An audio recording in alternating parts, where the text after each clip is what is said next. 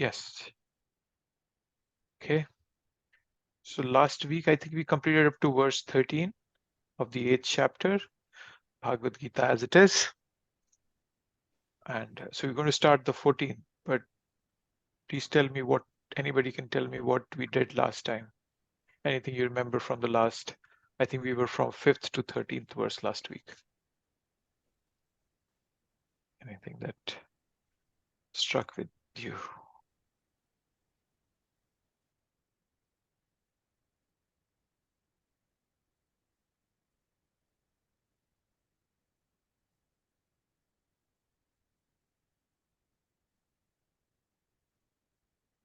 What a silence. No one remembers what we did last time? Hare Krishna Prabhuji. Hare Krishna.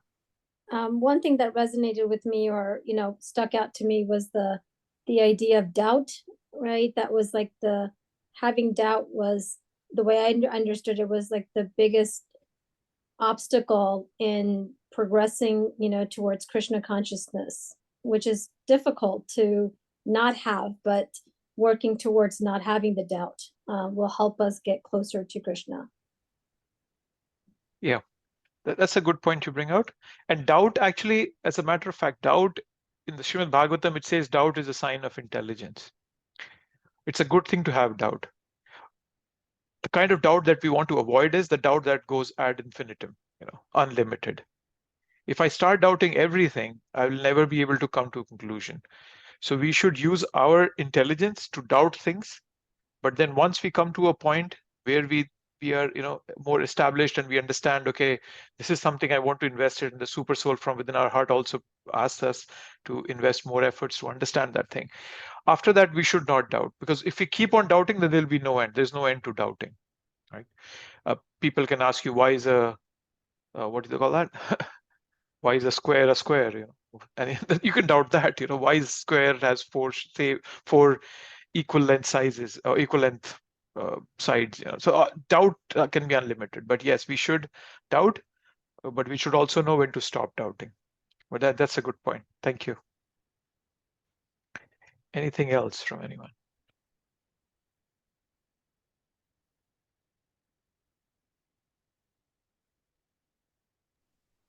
Hare Krishna Prabhu, in last chapter we did start with various questions of Arjuna when he said that what is self, what is Brahman. So he is inquiring about all those things so that Krishna can answer and distinguish between all those various things that we actually also want to know about. So it's about those many questions, yes. Okay, thank you. Okay, I'll ask one question. What kind of bhakti is Krishna teaching from verse 8.5 to 8.13? What practices was he highlighting? There was one kind of bhakti we talked about specifically. Yeah, our favorite. It was a mixed bhakti. It was Mishra bhakti, but there was a specific mish. There was what were we mixing into that bhakti? What part of it was it? Dhyana yoga, Mishrit bhakti. Dhyana yoga. Well, yes, it was yoga Mishra bhakti. Yeah, that's correct. What example did we discuss? Can you give one example from the Shastra that did that yoga Mishra bhakti? We talked about that one example. One personality from Mahabharata. Oh yeah, it was grandfather of, I'm not getting the name exactly. Grandfather of Arjuna, Bhishma. Yeah. Yes, Bhishma Dev. So yoga Mishra bhakti. Yeah. Right? So the reason Krishna is talking about everything, because we should know how to differentiate between gold and something that is not gold. So if you don't know what does fake gold look like, you will not be able to distinguish between real gold and fake gold. So that is why Krishna wants us to know the other aspects of the yoga practices, what people do. People mix yoga in there, people mix karma in there, all sorts of random stuff they bring into it. But then at the end, Krishna always says, bhakti is most important. That's what he wants us to do. Yes, so we talked about Yoga Mishra Bhakti primarily in that section. Up to 8.13. Right? In 8.14 onwards, I think up to 22nd verse, what Krishna is going to talk about is he's going to compare material things with spiritual things. Give us a perspective of both those aspects. So we can start here. To wrap up the 13th section, the earlier section, he quoted, I think we did this verse. This is the 14th verse. For one who always remembers me without deviation, I'm easy to obtain, a son of Pritha, because of his constant engagement in devotional service. Right. So, we, as you know, Mataji was telling us that we began with Arjun's questions. Krishna defined 7 of them, those terms quickly. Then he used the remaining chapter to answer the last question. Prayana kale cha katham geyosi nityatmavi. So then Krishna briefly gives the law of last thought. Yam yam vapi smaran bhavam tyajanti ante kalevaram tam tam evati konteya sada tad bhava bhavita. So you get what you leave your body thinking about. So we talked about Yoga Mishra Bhakti, but what we want to perform is Shuddha Bhakti. Right? But as I said, we should know of others so that we can distinguish between pure gold and an impure one. Okay. So we talked about the example of Bhishma. He waited for Makar Sankranti to leave his body, Uttarayana, the movement of the sun. So he was a devotee, but out of humility, he just didn't believe that that he was pure enough for Krishna to take him back. So he waited for environment to be favorable. So similarly, we can make karma Mishra Bhakti, we can do Jnana Mishra Bhakti, right? We can do anything as long as it's favorable for our bhakti.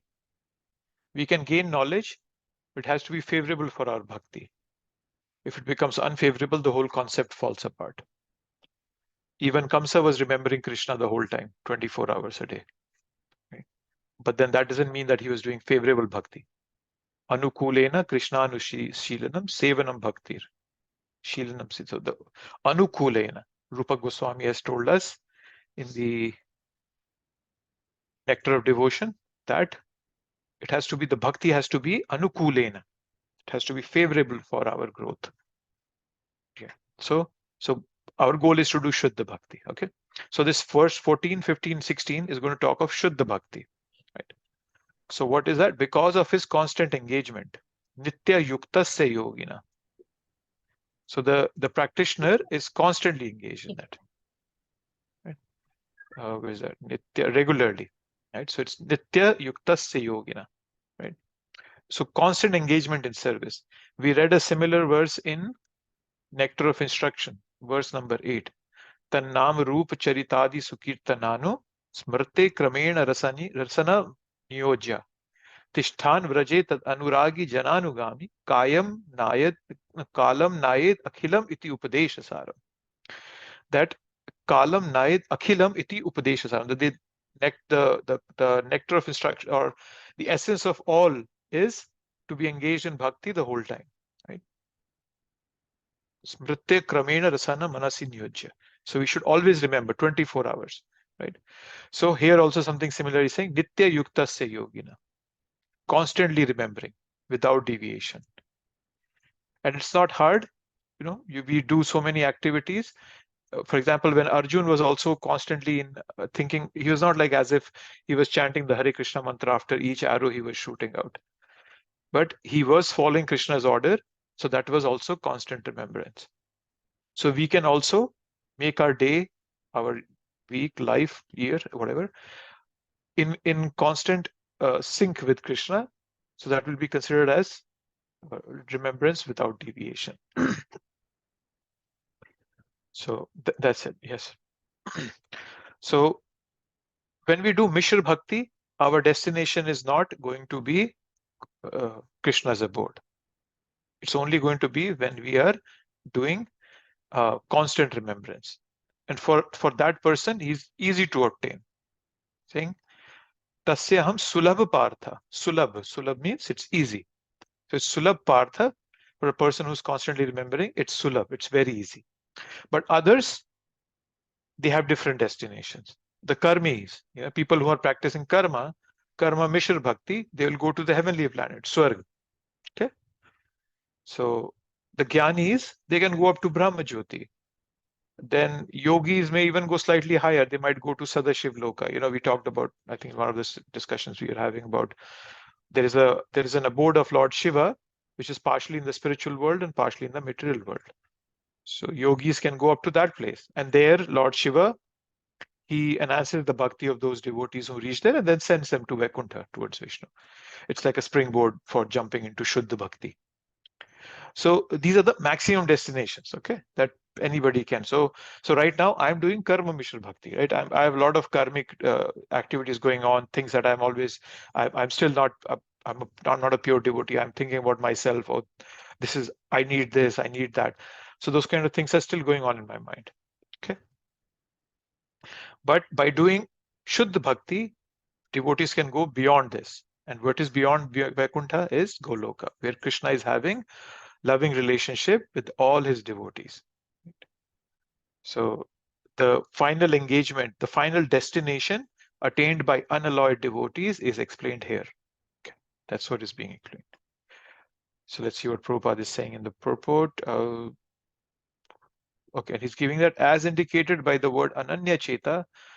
In pure bhakti yoga, the devotee desires nothing but Krishna. There's nothing for me, everything for Krishna. And for Krishna, I'm able to do everything. Govinda was the servant of Chaitanya Mahaprabhu. And Chaitanya Mahaprabhu had a habit of taking rest after eating his lunch. One day, and while Mahaprabhu would be resting, Govinda would massage his feet, Mahaprabhu's feet. So one day, Mahaprabhu slept right across the door. So there was no way for Govinda to go in, except, stepping over Mahaprabhu. And he didn't want to do that. But then, because he saw it as a service, he stepped over Mahaprabhu. And he went there, he massaged his feet. He actually kept a cloth over Mahaprabhu, and then he stepped over. He didn't. So, but then when he was finished with his massage, he didn't come back. So after an hour, when Mahaprabhu woke up, he said, "Why didn't you go back and have your food? You always have food after massaging my feet." He said, "But you were sleeping right across the door." Mahaprabhu said, "Then how did you come in if I was sleeping right across the door?" So he said, "For your service, I'm even okay with stepping over you. But for something for my own sense gratification, I won't do that."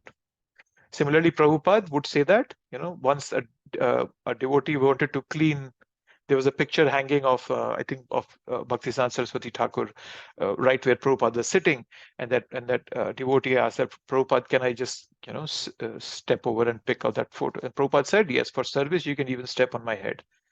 Obviously, nobody's going to do that, but that's the way a pure devotee thinks. So a pure devotee does not ask for anything. Okay, and then Prabhupada is saying, such a devotee meets with none of the problems that plague the practitioners of other yogas. That's an interesting statement. So other yogis, right? So karmi yogis, for example. So if any of the other yogis, karma, jnana, and yoga, the dhyana yoga, if they make mistakes, they have to pay a heavy price, right? And we have stories full of them. We have shastras full of those stories. There is a story of King Nirga. It comes in the 10th canto. I think it's in the 63rd chapter. So that's what happens is King Nirga was a very pious king.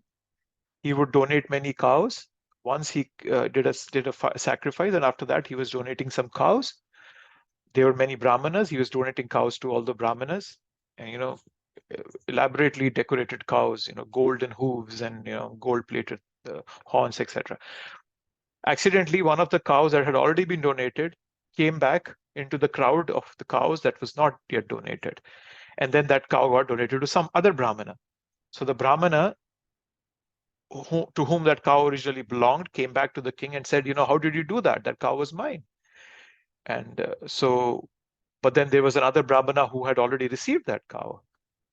And so that mix-up happened, and both the Brahmanas, neither of them was ready to give. So the new Brahmana was not ready to give the cow up, and the other Brahmana was not ready to take any other cow, or the king tried to pacify them by many ways, but they both refused.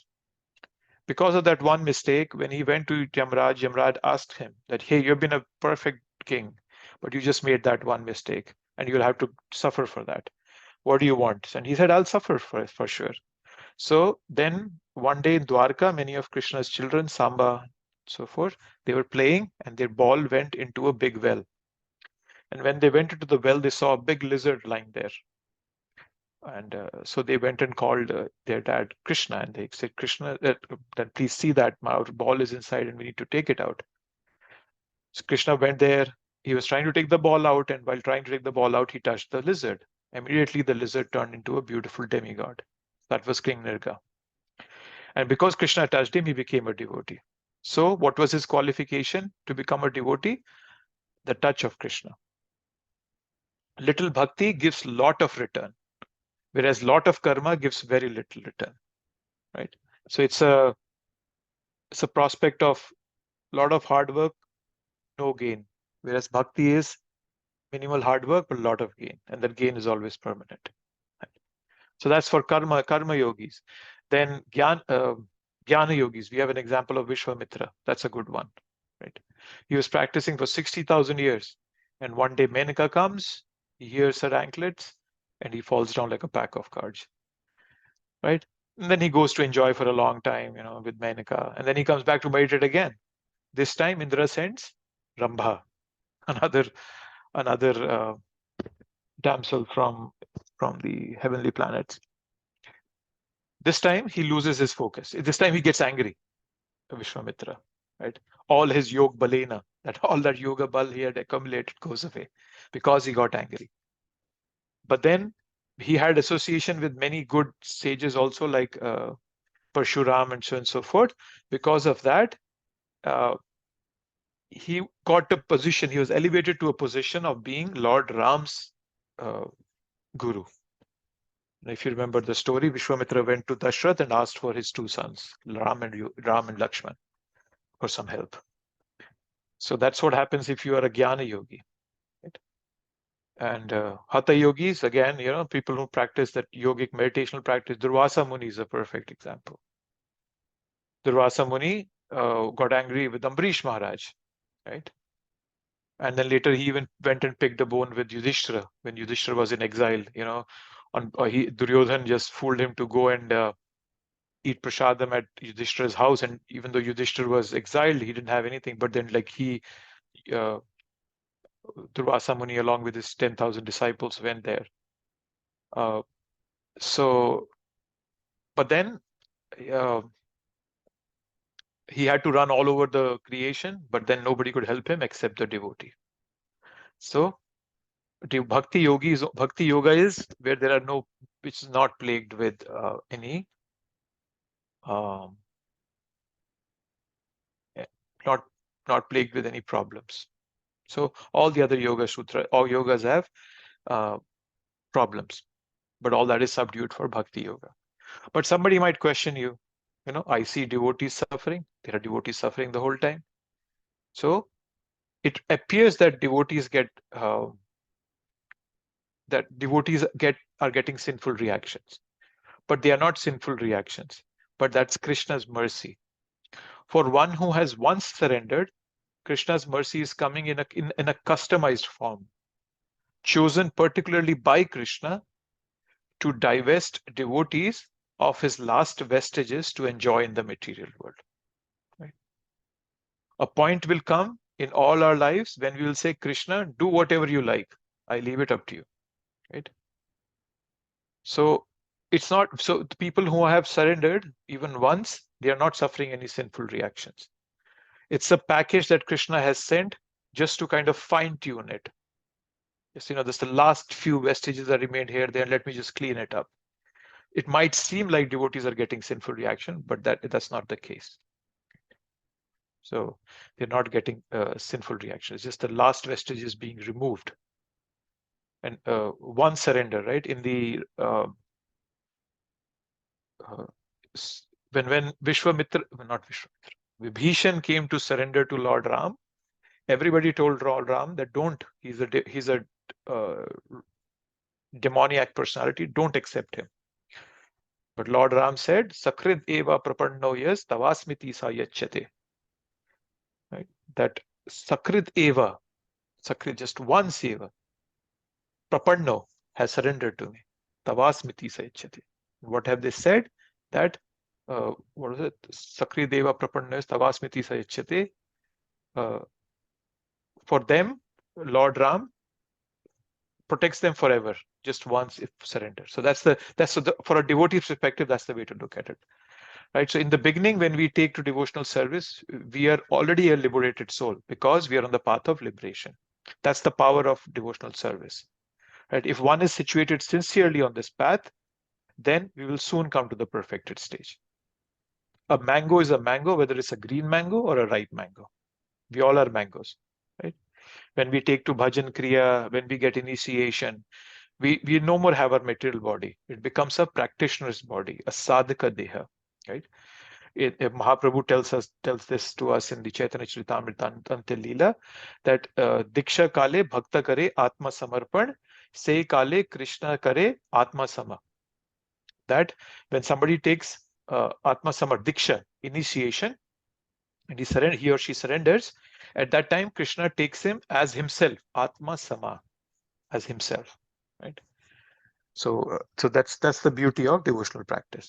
Prabhupada says in the 9th canto, there is a verse, 9th canto, 4th chapter, verse number 48. Prabhupada says that we are protected right from the beginning of bhakti. Prabhupada says that.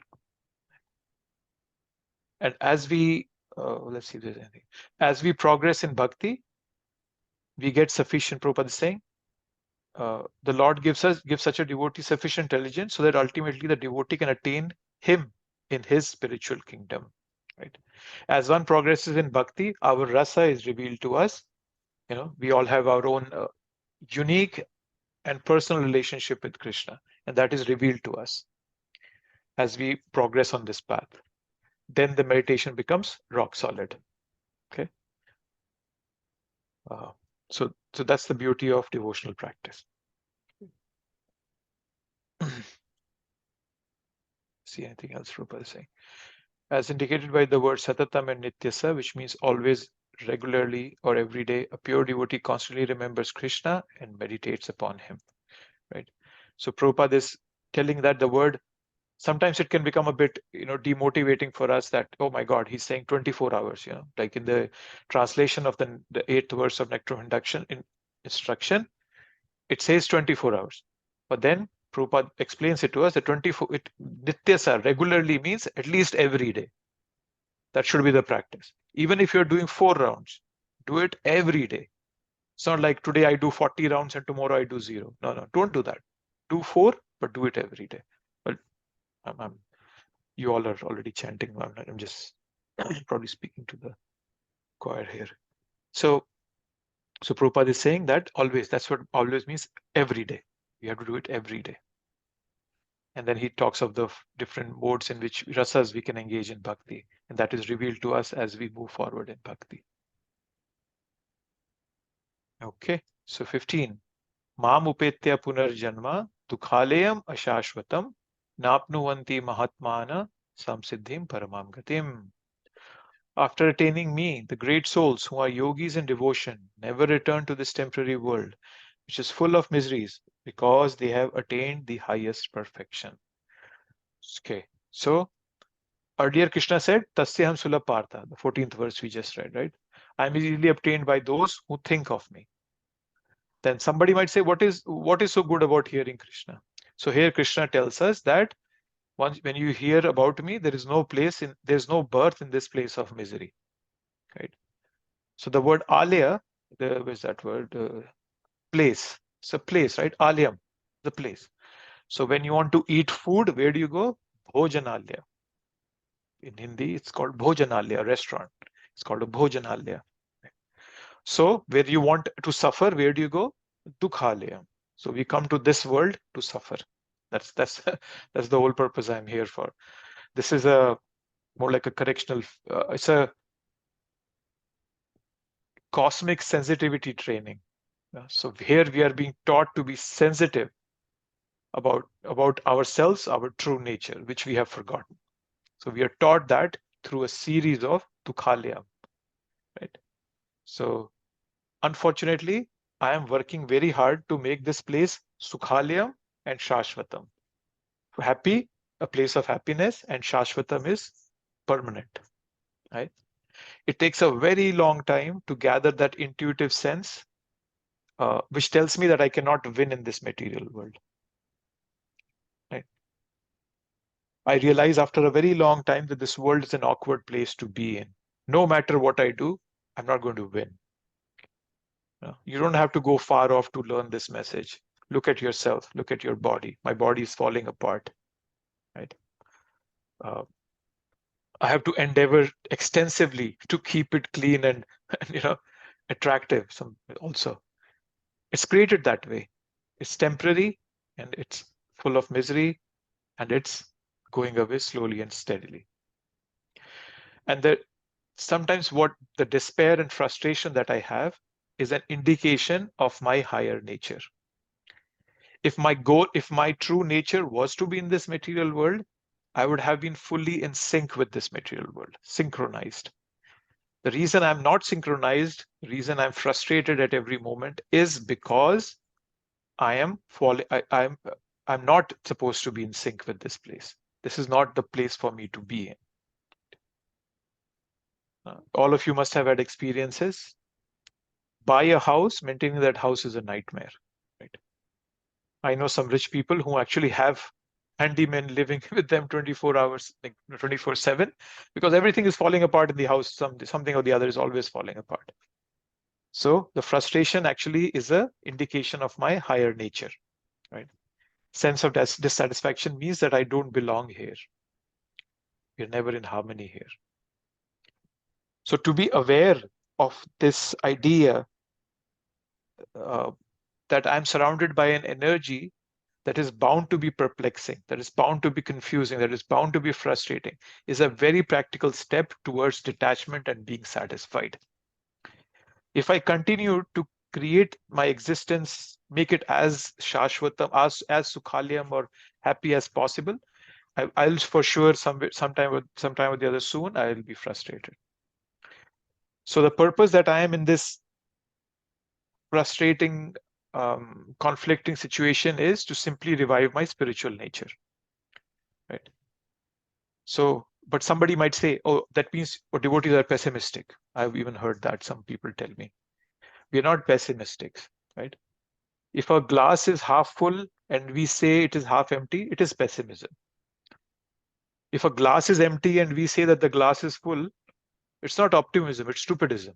It's stupid to say that, right? So if someone tells me that the glass is empty and we say that, oh, you are a pessimist. No, it's not pessimist, it's a realism. So we are realistic. Devotees are realistic by nature. They are not pessimistic, they are not optimistic. They are realistics. So that's what we have to understand, right? So we see as we what did say that we don't see the world as it is, we see the world as we are, right? That comes from a Jewish religious book. I think it's called Talmud. It's a Jewish religious book. This comes from there, right? So or in other words, right, you see in dreams what is suggested by your own thoughts. So we are not pessimists, we are not optimists, we are realists. If I'm sitting in Baltimore, if I have a map of Baltimore and then I start looking for let's say Washington DC in there, it's not optimism that I'll find Washington DC. It's stupidism. It will not help me. So then some people have this concern that we say that this world is full of misery. Everybody says, oh, where is misery? See, I'm so happy. Everything is fine for me. So that kind of ignorance is actually very harmful. It doesn't at all support our devotional growth. When you stay in that situation, even a pig thinks that a pig is happy. But if you look at it from a higher perspective, the pig is actually suffering because there is no sense of discrimination. He can have a sexual relationship with anybody, mother, sister, wife, daughter, whoever it may be. He can eat whatever comes on his mouth, garbage, stool, whatever it is. So when you look at it from our perspective, he's a miserable animal. But is a pig think that he's miserable? No, he's not. So if you look at it more, with a higher perspective, we'll see that we all are suffering. This world is full of misery, right? We have those three kind of miseries we talked about: Adi Bhautik, Adi Daivik, Adhyatmik. Okay. There are 40,000 documented diseases in this world, and if my memory serves correctly, there is hardly 15,000 we know a cure of. Right. All the rest, what we know is that the disease exists and how we suffer by it. That's all we know about it. There are so many psychological diseases that we have. Right. Then this is what our body is doing to us. Then there are the other ones, misery given by others, viruses, bacteria, the drunk drivers on the road, or probably whoever it is. There's so many of them, so I don't have to tell you about that. But then, unfortunately, sometimes the ignorance is so deep that people, despite suffering from the disease, they want to still enjoy. It's like the ostrich philosophy, right? The ostrich sees a danger coming, he shoves his head in the sand and thinks that the danger will go away. It doesn't work that way. So it's good to take association of people, self-realized souls, and then retune our own philosophy about life. Right? I remember there was this old person. He was dying of cancer. I knew him. He lived very close to my house. And 4 or 5 days before his death, he was suffering, right? So just imagine, he was taking painkillers to control his pain. All he wanted to do was eat pizza, drink some Coke, and watch TV. But 3 days before his death, he went into a coma. But then till a long time. So even though he was diseased, he was still trying to enjoy. Right? So that's the ostrich philosophy. Shying away from looking at the truth. Right? And that is my situation. Down deep, my problem is aggravating, but on top, I'm eating painkillers, and I think, oh, nothing is happening. I'm fine. Right? It just puts me in an illusion about it. Right? As they say, right, there is enough happiness in this world to keep us attached to our suffering. That's a good presentation of this world. Right? But now understand, as we have already talked about it, but I'll talk a bit more. When devotees suffer, what is a devotee's attitude regarding what's coming to him or her in their lives? Right? There are 3 ways the devotee looks at suffering in his life, his or her life. First thing is that he sees that all is coming because of my own karma. No blame game. Right? I'm paying for what I had done in the past. So actually, devotees become happy. They see, okay, good. Now my karma is being, cut off. Okay, I've suffered for it. Okay, so a part of my karma is gone now. So they become happy. Okay, some misery came. Oh, thank God it came. Now some of my karma is expended and gone. So they look at them. Then we see that the other thing the devotee looks at is whatever I have got is just a minor token of what I was supposed to get. So my devotion has minimized my suffering. Once a devotee cut his finger in the kitchen and came to Prabhupada. Prabhupada, you said that devotees don't suffer. So how did my finger get cut? Prabhupada said, your hand was supposed to be cut, but Krishna reduced it to a very minimal, minor cut on your finger. So the suffering is minimized. So the third way devotees look at it is that whatever comes to the devotee, he just tolerates it, he or she.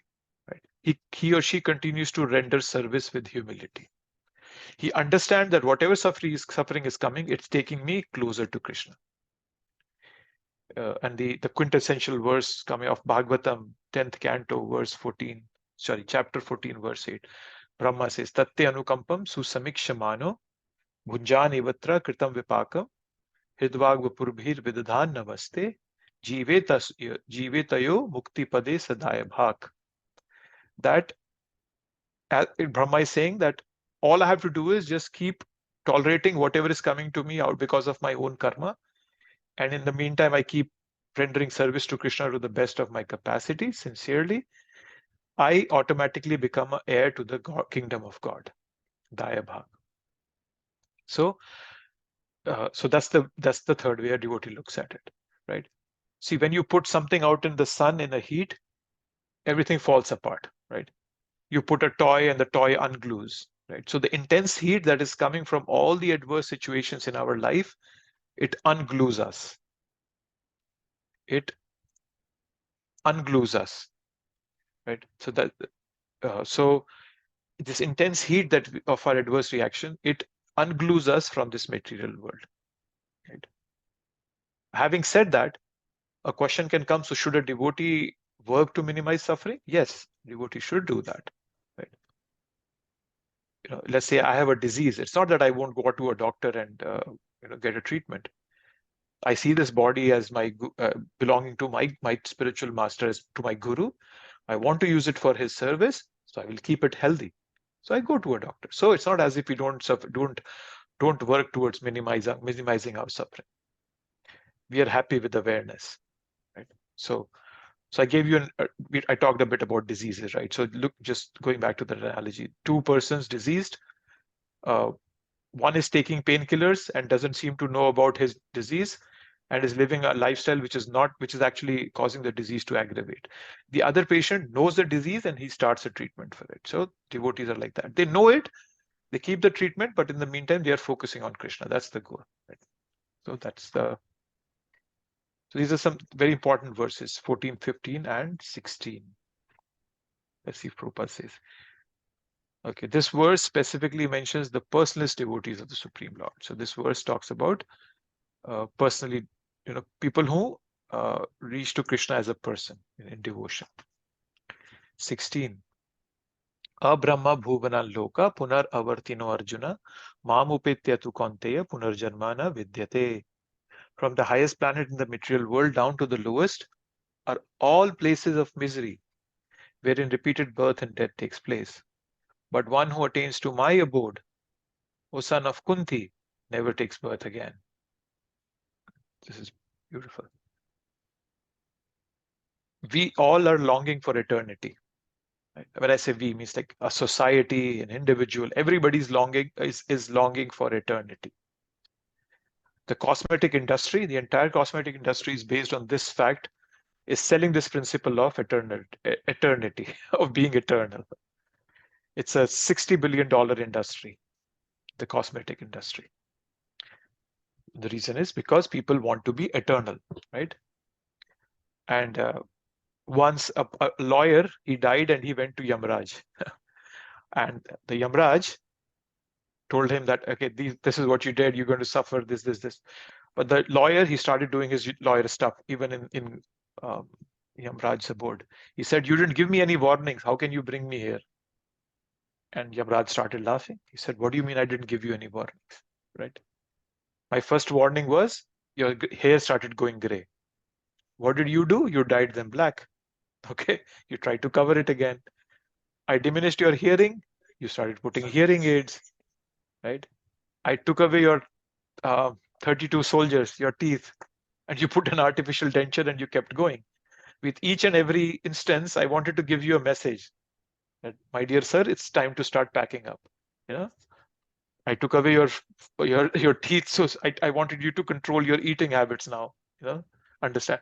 But then you didn't pay heed to my messages. What can I do? So everybody is longing for eternity. And the reason we all are longing for eternity is because we are souls. And soul, as we have read in the second chapter, it never dies. Namriyate va kadachina, then shochati na maruta. Nobody can cut us, nobody can try. So I am a soul. And as the soul's nature is eternal, it's Sat Chit Ananda. I'm full of knowledge, bliss, and eternity. And because that is my nature, but then unfortunately I have interacting with this material nature, which is impermanent, and I am looking for eternity through this material world, which is not possible. So that is what Krishna is telling us here. This is that in this entire 14 planetary systems, you're never going to, nothing is permanent. Everybody has to die. Right? Around us, everything is falling apart. And we have a desire to be immortal. That's very contradictory. There's contradiction, right? There's a friction there. Right? So that's where the frustration arises. Right? I am desiring eternality and blissfulness, but I'm holding on to something that is not eternal, that is impermanent. That is a source of misery. It's not blissful. It's constantly falling apart. Right? So, but somehow or the other, I have this feeling that I will win. Therefore, Krishna has to bring in this verse. So this verse is talking about the Kala concept. There are 5 major concepts that are discussed in the Bhagavad Gita. It comes in the introduction. Prabhupada tells us. What are those 5? Can anybody tell me? Ishvara, Jiva, Prakriti, Kala, and Karma. Yes, that's correct. Ishwar, Jiva, Kala, Karma, Prakriti. So Kala is what we are discussing now. It's an elaborate discussion of how time factor works, and we will see more of it as we move forward. In Christianity, Judaism, we see that they believe in a linear model of time. At one point, the world starts, Big Bang, point singularity, and it ends in a black hole. In the Vedic, according to the Vedic knowledge, time is cyclic. There is creation, there is preservation, and there is destruction. There is a destroying agency that comes in again, right? Shrishti, Sthiti, Pralaya, Sadhana, Shakti, Reka, Chaye, Vayasya, Vibnani, Vivarti, Durga. Ichhanurupam apiyasta cheshtatesha, Govindamadi Purusham, Tamam Bhajami. In Brahma Samhita, we are told that. Shrishti, Sthiti, Pralaya. That's always going on. Shrishti is creation, Sthiti is maintenance, Pralaya is destruction. It's always going on. So for us, the model is always cyclic. So here in this verse that Krishna is talking, he's talking about how this is a temporary, this material world is temporary. From the topmost to the downmost. One will come back again. Whichever planetary system you go, you'll come back again. The best we can do in this system is go to the topmost, which is Brahmaloka. Right? That's the topmost we can ever go up to. And then, we have all these other ones. We go from, we're in the Bhuloka, right? So Bhuloka, Bhuvarloka, Swargloka, Maharloka, Jana, Tapa, and Satyaloka, which is also called Brahmaloka. And then lower planets, Atal, Vital, Sutal, Talatal, Mahatal, Rasatal, Patal. So we have the 14 planetary systems. But wherever you go, you come back.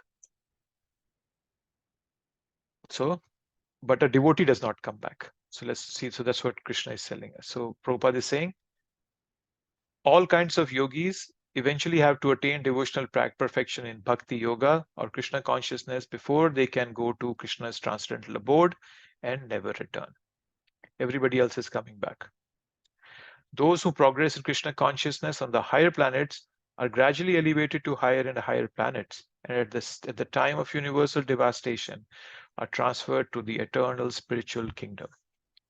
So it's not as if that, people on the other planets don't do devotion. They do devotional service, but unfortunately, or fortunately, I'm not sure which way, but they are, the higher planetary systems are too much pleasure, whereas the lower planetary systems are too much torture. None of them is conducive for bhakti. But here in this material world, it's perfect suffering, perfect happiness. So it makes us, we are not either suffering extensively nor we are happy extensively. And that gives us a very good opportunity to do bhakti. That's a That's an advantage in this planetary system. So, what else? Our planets, yeah. So all the other planetary systems, they have to come back. Right? And even Brahma has to wait for till his life ends, which is 300, many trillions of years before going back home, back to Godhead. So heavenly planets are not a place for bhakti. They are places primarily of enjoying your punya karma. There's too much enjoyment for doing bhakti. So only by bhakti can we achieve perfection. Bhaktya mam abhijanati yavan yashashmi tatvatah. Krishna says that in the 18th chapter of Bhagavad Gita, verse 55. Bhaktya mam abhijanati. Only by bhakti can one know me in truth. Nothing else is complete. Na sadhya mam. In the episode of Amrish Maharaj and Durvasa Muni, Vishnu, Lord Narayan says this to Durvasa Muni. Right there. Na sadhyati mam yogo. No, sorry, I'm mistaken. Probably not there, somewhere else. Probably, I think it's in the 11th canto this verse comes in. Na sadhyati mam yogo, na sankhyam dharma uchyate. Na swadhyay tapas yoga, tapas tyago. Right? Yatha bhaktir mamorjita. But only bhakti, mamorjita, purified. Urjita means very intense. Only that brings, gives perfection. Prabhupada is talking about Panchagni here. Panchagni is basically Prabhupada is saying Panchagni enables one to achieve Brahma Loka. So it's basically a knowledge, a realization of how the process of rebirth of Jiva in this world after experiencing pleasure in the higher planets. How does that happen? So that's Panchagni Vidya. As the word suggests, it's knowledge of 5 fires. So the 5 fires can also mean, it's an analogy, it can mean the different processes of manifestation, right? And then it tells how from Swarga, the soul falls down and then enters the Prithvi. From there it goes to a seed, to a grain. Grain is eaten by a man, and then, so it's just steps of that.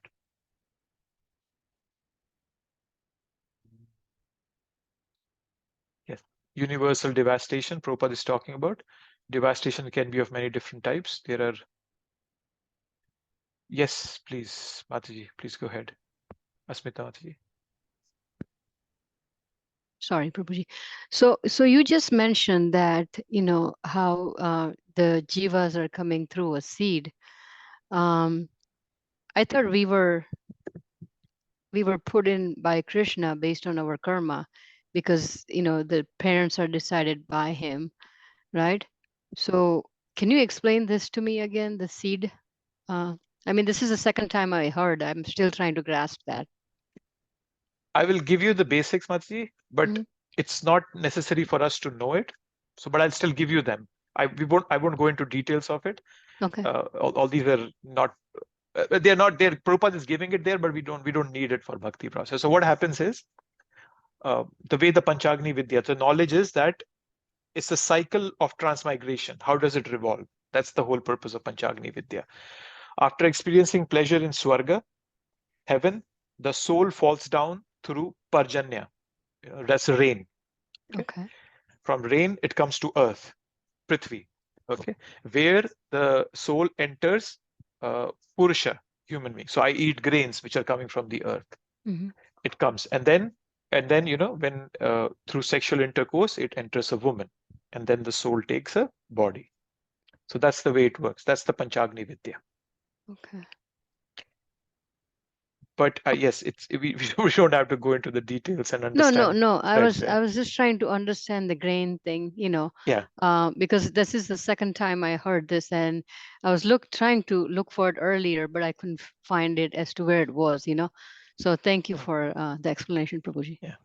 Yes, it's and there are many and when we read the Vedas, these scriptures, we will see there are many such details that are given there, and many of them can become controversial.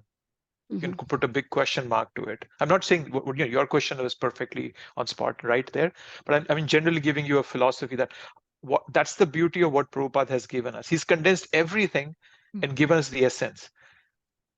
There are people out there searching. Oh, I've met so many people, where we go for book distributions, many Right. Americans, they come and say, oh, I read this Veda, I have read this Upanishad. And, fine, you read it, but did it do any help to you? I don't see it. You're still wandering around, not trying to figure out what's the right path for me. Right. So many such things come, which can be for example, another I'll give you, right? So you be talking about the fall of the soul. There is so much controversy, even within ISKCON, about did we actually fall down from Vaikuntha?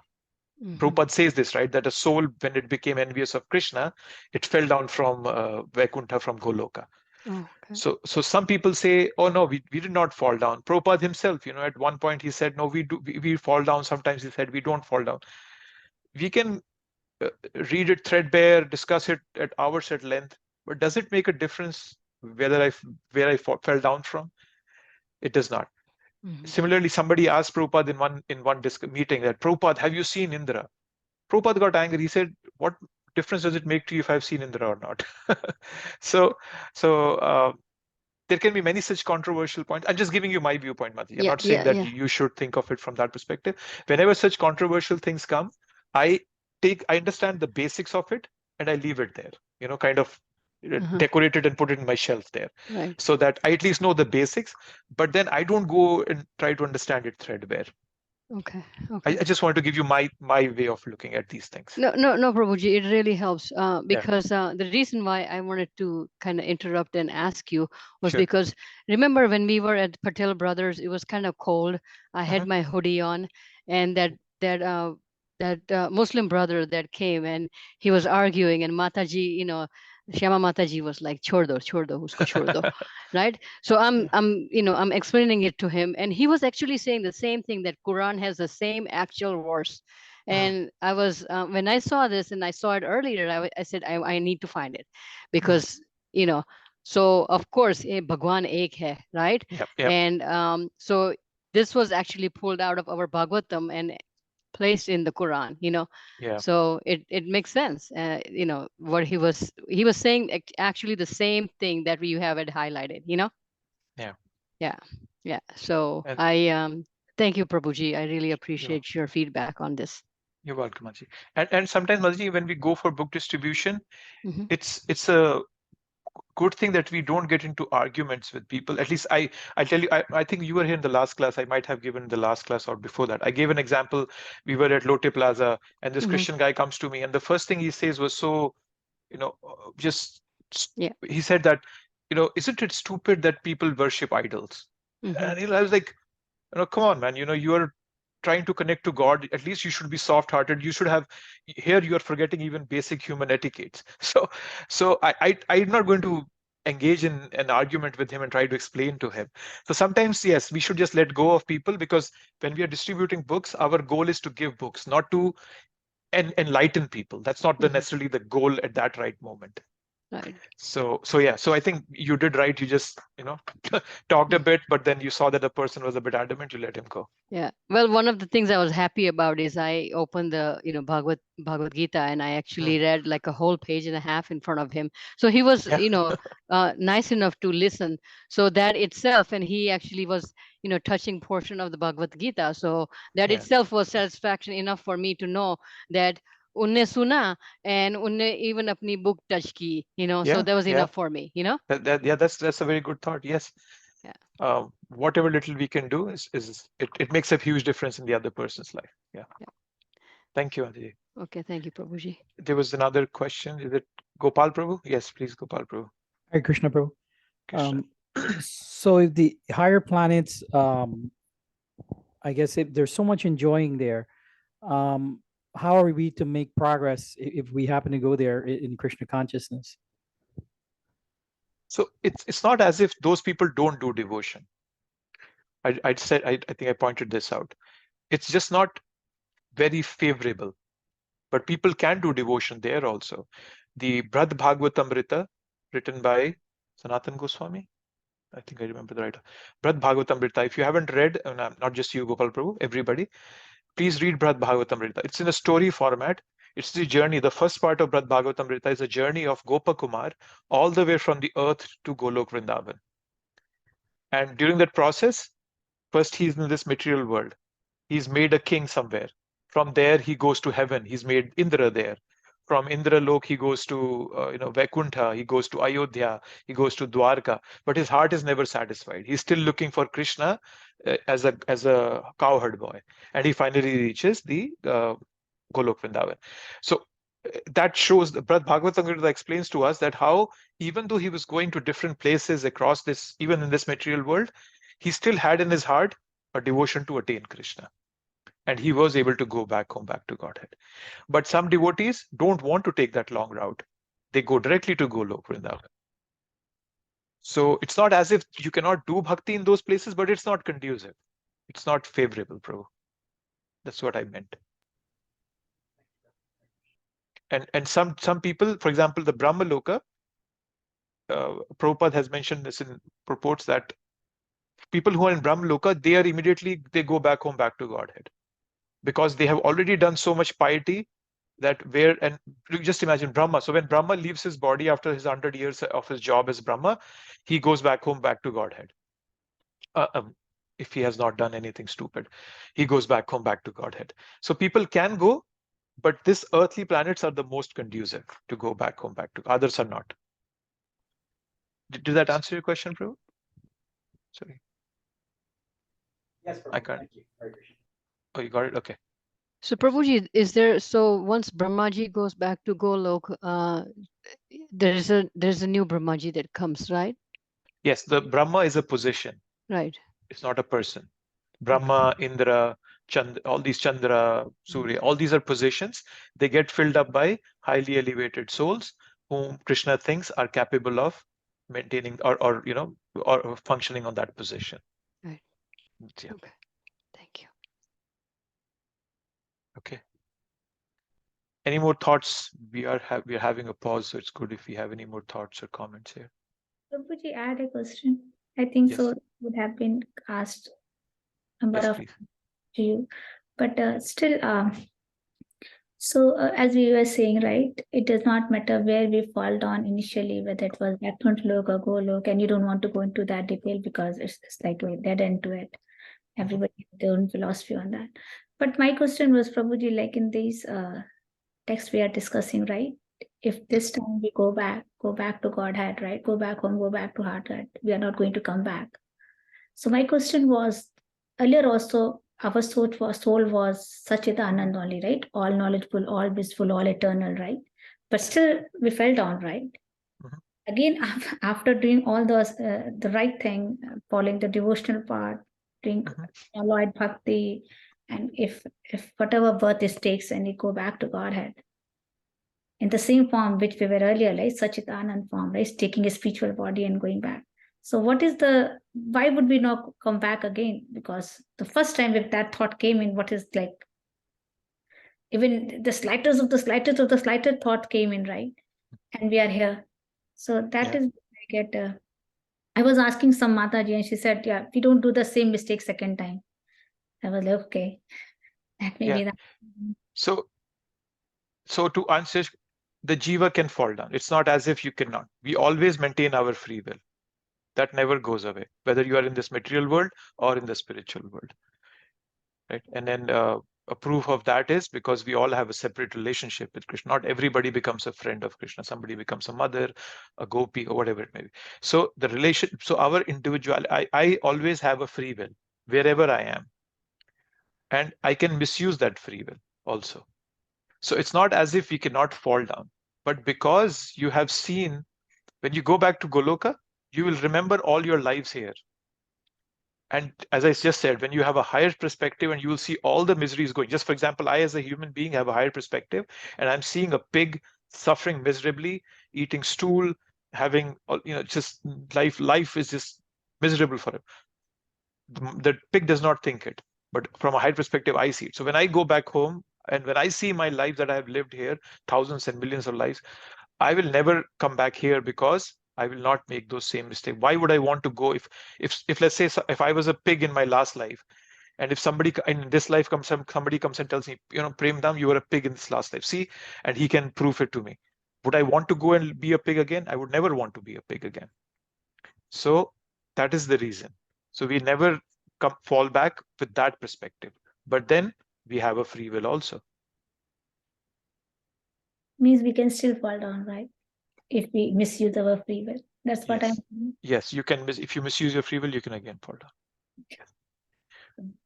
But the probability is very, very low, near zero, because the soul has experienced both the misery of material love and the suffering of material love, right? So then then we don't want to come back here. Just like there's a verse in the Srimad Bhagavatam. Let me show you that verse if I can pull it. Just give me 1 second. It's, I think, 286, if I remember it correctly. 286. Let me just share it. So what this verse tells us, that a pure devotee of the Lord, whose heart has once been cleansed by the process of devotional service, never relinquishes the lotus feet of Lord Krishna, for they fully satisfy him, as a traveler is satisfied at home after a troubled journey. Right? So when you become pure, when you become perfect, you will never quit the service of the Lord. Right? Because you know all the miseries you have been through, all the difficulties you have been through, and then on the positive side, you're relishing that the nectar so much. So you will never come back. Just like the example being given is of a troubled traveler. He's had a very troubleful journey. He will never go back to it, even though there is a full probability that he can, but he will never, because the journey was so troubled. Now he's back home. He's not going to suffer again. He doesn't want to go and suffer again.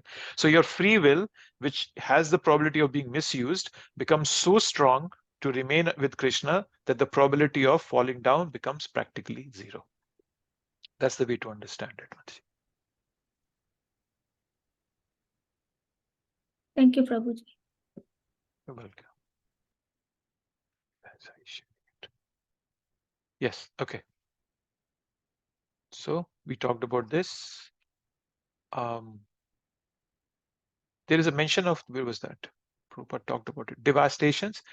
There are many types of devastations. In the 12th canto, 4th chapter, the devastations are given. If you're really interested in digging deeper, there are 4 types of devastations being mentioned there. 12th canto, Bhagavatam, 4th chapter, if you're interested, if anybody is keeping record. And now Krishna, as we talked about it, the Kal factor is being described in detail here. So Krishna is going to continue on that. This is verse number 17. By human calculation, 1,000 ages taken together form the duration of Brahma's 1 day, and such also is the duration of his night. And Prabhupada gives all the descriptions here. Please read if you want to. There are numbers, a lot of numbers here. The Kali Yuga is 432,000. The Yuga before that is Dwapara, which is double of it, 864. The Yuga before that is Treta, which is double of this, approximately double. And then the Satya Yuga is double of that. So there's an incremental increase of the number of years in each Yuga, and it goes downhill in each Yuga. Prabhupada is explaining that how in Satya Yuga all the virtues were fully established. Right? In Treta, it became diminished. Dwapar further less, and Kali Yuga they're going to just go away, and then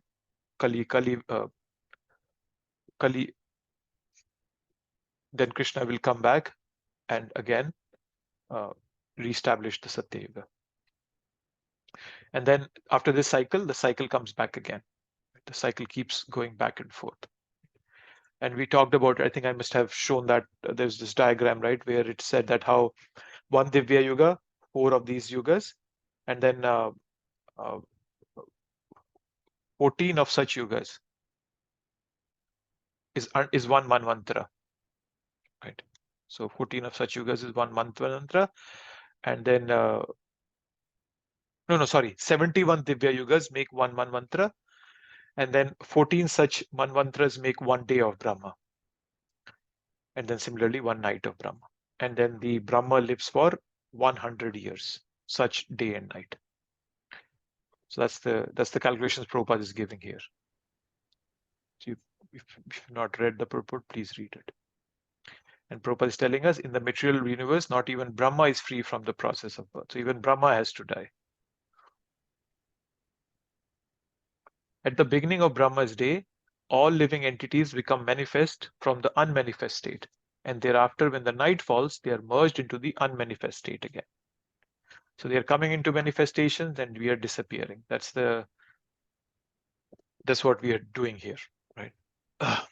So Krishna is giving a verbal tour of the whole cosmos here. And he's stressing on that point that there is no destination eternal other than his own abode. Right? Life on Brahma's planet is long, but it looks eternal, but it is not. So the spirituality is beyond all that. It's in the spiritual world. Right? So that's what is being talked about here. 18. And this manifest and unmanifest is being talked about here. So the word manifest is very interesting. It's not as if we didn't exist. We've existed, but we were not manifest in understanding in that way. If I give you a crude example, in children, they don't have a sexual inclination when they're young. But when they grow up, become teenagers, that sexual tendencies, attraction to the opposite sex, it manifests itself.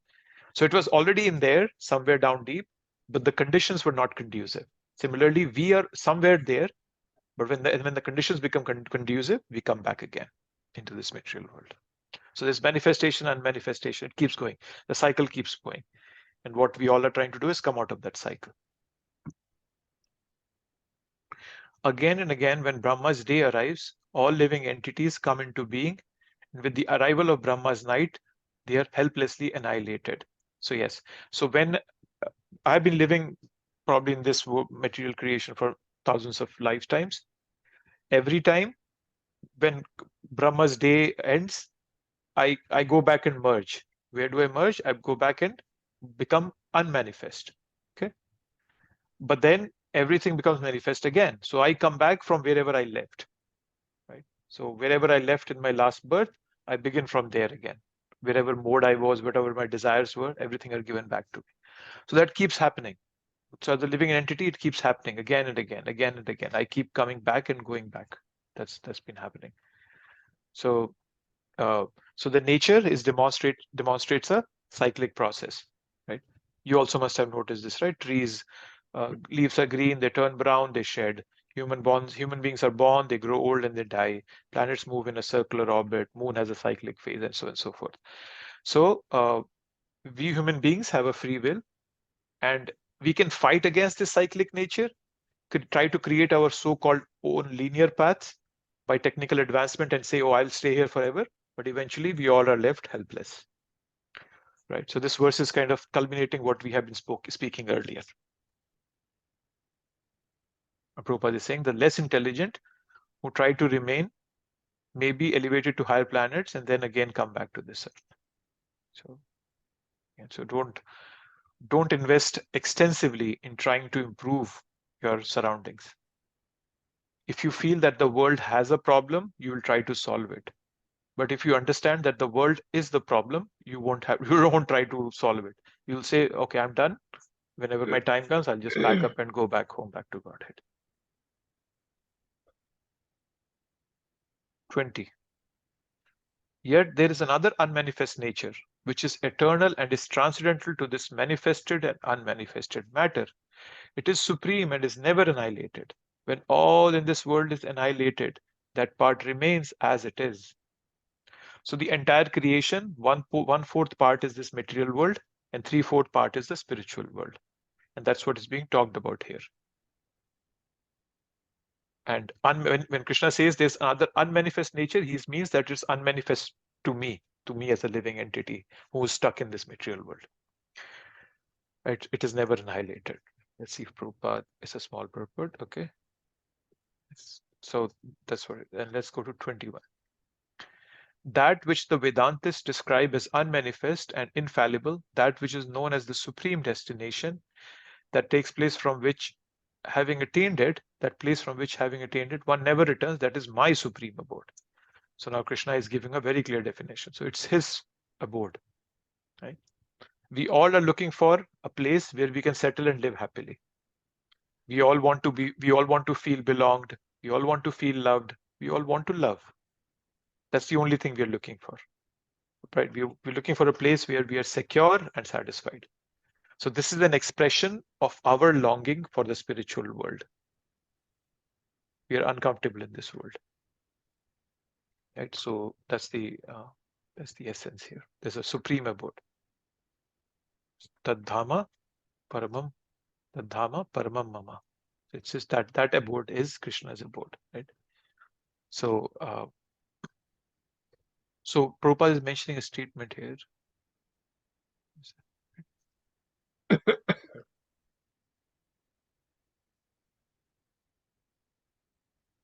Sorry.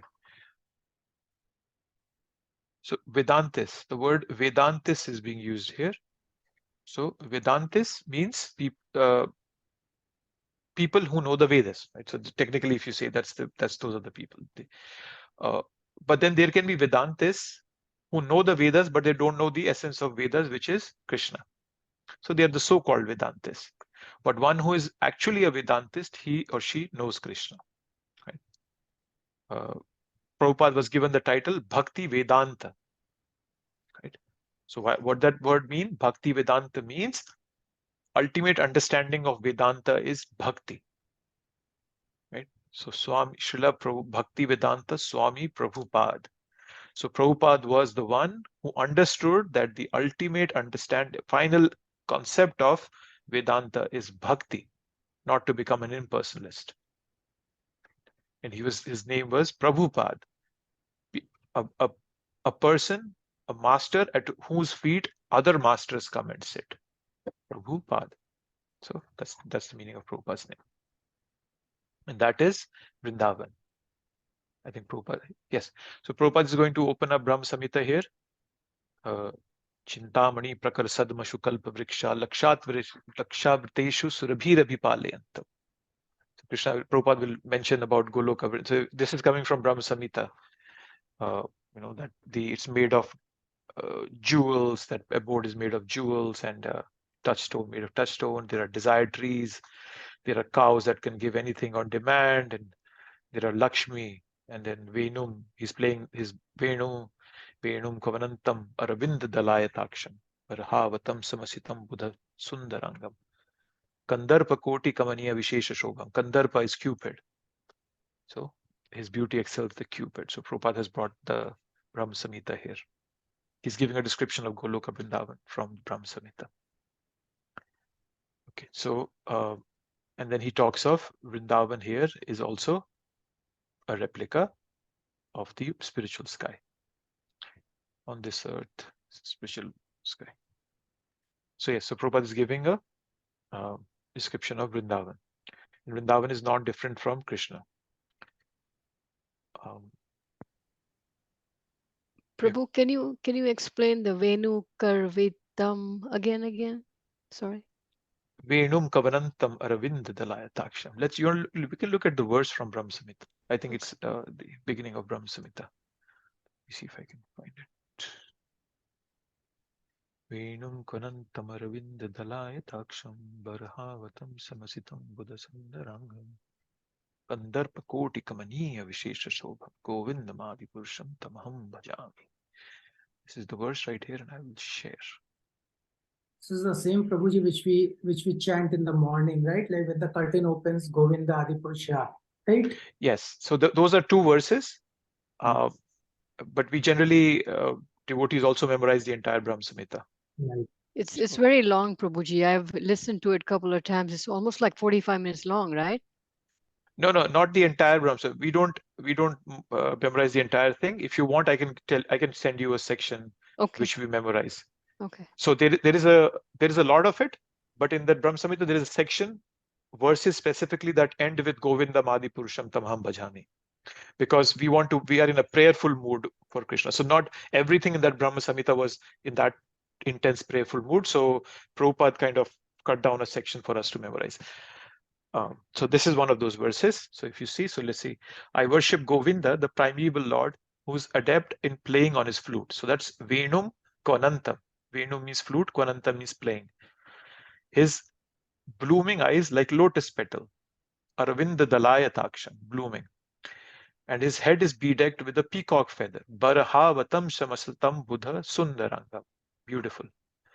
And his beauty is tinged with the hue of blue clouds, and his unique loveliness charming millions of cupids. So the Kandarpa is the cupid. So this is what Prabhupada is referring to. Venum Konantam. So Brahma Samhita gives a very, very clear description of the Golok Vrindavan. Okay. And all these verses are coming from, so if you you can go back and see that these are all from Brahma Samhita. Yes, so and we have a replica of it in this material world also. Okay. Purusha parha partha bhaktya labhyastu ananya yasyantastani bhutani yena sarvam idam tatam. The Supreme Personality of Godhead, who is greater than all, is attainable by unalloyed devotion. Although he is present in his abode, he is all-pervading, and everything is situated within him. So 22. Okay, so yes, so everything is situated within him. So Bhagavad Gita repeatedly tells us that Krishna can only be known through devotion. Right? I quoted one of them earlier, 1855. Bhaktya mam abhijanati yavan yasyasmi tatvataha. So Krishna manifests in multiple forms. Everything is in Krishna, and Krishna is in everything. That's what is being told here, right? That he's present in his abode, he's all-pervading, and everything is situated within him also. So now that sounds a bit contradictory, that how can he be present in everything and everything be present in him simultaneously, right? So if we are inside a room, the room cannot be inside us, right? So if a food item is inside me, I cannot be in that food item. So let's see how Krishna manages all this, right? So everything is in Krishna. What does that mean? God exists in multiple manifestations at multiple levels. One manifestation is Mahavishnu, the supreme gigantic form from whom the universes emanate.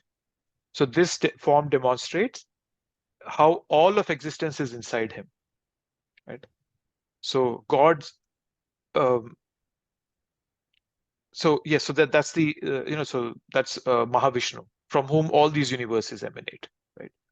So now Krishna is in everything. How is he in everything also? That is in another manifestation as a super soul, right? He exists in everybody's heart, right? Ishvara sarva bhuteshu. No, what's that? I forgot. I'm mixing up verses, I think. In 15:15, Krishna says, Sarvasya chaham hridaya sanivishto mata smritir jnanam apohanam cha. Sarvasya chaham hridaya sanivishto, that I'm sitting in everybody's heart. So he says that. So he, as a super soul, he is in everybody also. So he exists in every atom also. That's also given in the Brahma Samhita, right? That Andantra Parmanu Chayantra. No, I won't say it, I'm mistaking it. So he's also present in every atom. So that's how he is in everything, and everything is also in him. And now, why is devotion the only means to attain Krishna? Only means to attain him is because he's beyond all our material conceptions, right? So his greatness and sweetness can truly be relished only when we become transcendental to all those notions, right? Or at least we diligently begin that process, right? If we don't practice such a sincere purificatory process, we tend to pigeonhole Krishna into a cupboard of our own existing conceptual categories. Some see him as a Hindu god, some see him as a poet, some see him as a diplomat, some see him as a South Indian myth, some see him as a Casanova, so on and so forth. So unless we don't go through the purificatory process, we will never be able to understand Krishna. It's only through after putting in the sincere efforts diligently is when we understand Krishna. So, and devotion takes us through that path. Service while being connected to Krishna, while understanding Krishna as the Supreme, right? So that's what it is. That's why it says that Krishna, devotion is the only path. We don't reject our intelligence. I have talked about it many times in many different sessions. We don't reject our intelligence. We simply have to subordinate our intelligence to the process of bhakti yoga. Not surrender our intelligence, surrender with intelligence. Being patient and diligent for revelations to come to us. They are surely going to come to us. If they have been coming to millions and millions of people, there are living examples in front of us. There are such senior devotees, Prabhupada disciples. You all, many of you were at the Rath Yatra, you might have seen so many Maharaj there. His Holiness Radhanath Swami Maharaj there, and Janadivas Prabhu from Mayapur were there. So many such elevated souls. So if Krishna is giving them revelations, why wouldn't he give it to me? So we use our intelligence to be patient and diligent, and then Krishna revealed to us, and then we become steady in our bhakti process.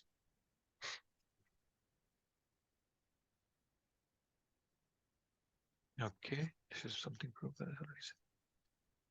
Let's see what this is. Okay, so here Krishna is going to start a different kind of a session here. I will elaborate this upon in the next class. Yep, so this was the session we wrapped up here. We can come to it next week. We still have 6 minutes. Anybody has any comments, criticism, questions, thoughts? Oh, yeah, I have a question, so we are in the Bhuloka, right? So the, like another above us is higher planet, which we can say is a Bhuloka, where the Rakshas and Ghost. So does it come in the higher planet than us? Yes, Prabhu, it comes in a higher planet than us. And the reason because those Rakshasas are followers of Lord Shiva.